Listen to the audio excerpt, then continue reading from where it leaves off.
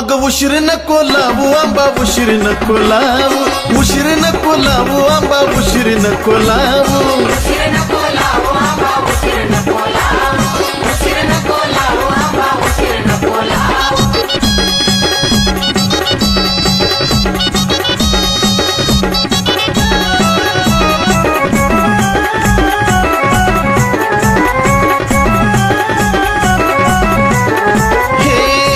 भक्ताने आई गेली विनवणी सुकली माझी गाया पळला तोंडाचं ग पाणी